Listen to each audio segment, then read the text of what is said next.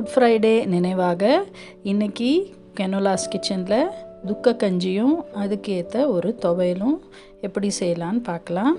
இன்றைக்கி எல்லா கிறிஸ்டியன்ஸும் ஃபாஸ்டிங்கில் இருப்பாங்க. ஸோ அவங்க சாப்பிட்றது இந்த கஞ்சி ஒன்று தான். அதை எப்படி செய்யலான்னு நம்ம பார்க்கலாம். ஃபஸ்ட்டு ஒரு ப்ரெஷர் பேன் எடுத்துக்கோங்க. அதில் ஒரு 150 கிராம்ஸ் நான் பச்சரிசி சேர்த்துருக்கேன். இதில் புழுங்கல் அரிசி சேர்த்துக்கலாம், உங்கள் விருப்பம்தான். அது கூட ஒரு 100 கிராம்ஸ் 100 கிராம் பாசிப்பருப்பு நல்லா கழுவி அதையும் சேர்த்துக்கோங்க.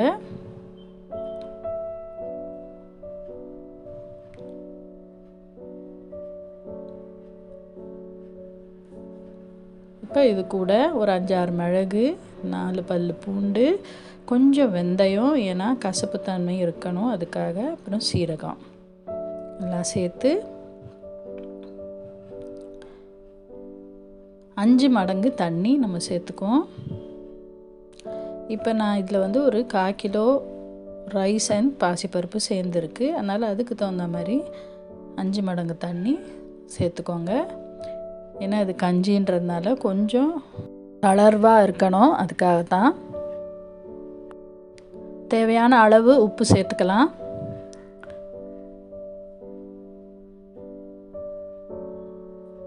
அப்புறமா பின்னாடி கூட நீங்கள் டேஸ்ட் பார்த்துட்டு அளவு பத்தலைன்னா சேர்த்துக்கலாம்.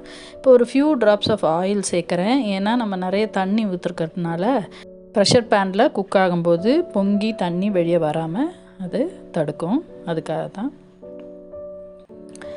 இப்போ விசில் போட்டுக்கோங்க. போட்டுட்டு வழக்கம் போல் நீங்கள் எப்படி வேக வைப்பீங்களோ அந்த மாதிரி நல்லா குழைய வேக வச்சு எடுத்துக்கோங்க. இந்த மீன் டைம் நான் துவையலுக்கு ரெடி பண்ணுறேன்.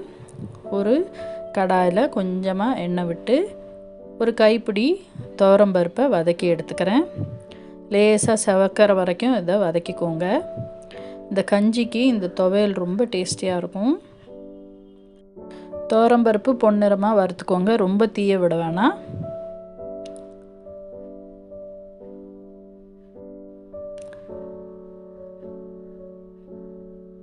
அது லேசாக வறுத்து வரும்போது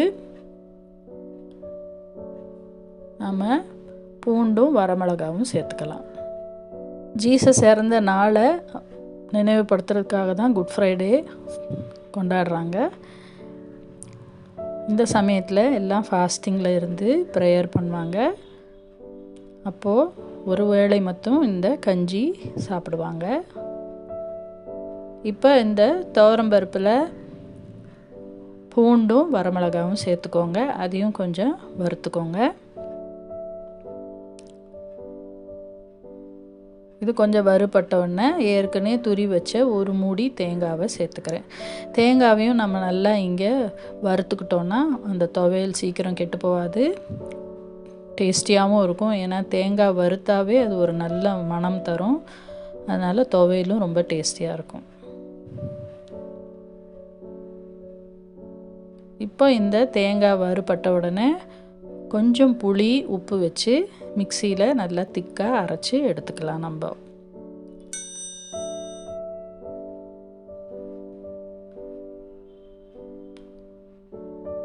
இப்போ துவையலுக்கு தேவையானதை வறுத்து எடுத்தாச்சு. இதை நாம் தனியாக மிக்சியில் கிரைண்ட் பண்ணி எடுத்துக்கலாம். இப்போ அதுக்குள்ளே இப்போ கஞ்சி ரெடி ஆயிடுச்சு. நம்ம அதையும் பார்ப்போம். இப்போ கஞ்சி நல்லா வெந்து வந்திருக்கு பாருங்கள். இப்போ இது கூட ஒரு கைப்பிடி துருவன தேங்காவை சேர்த்துக்கலாம்.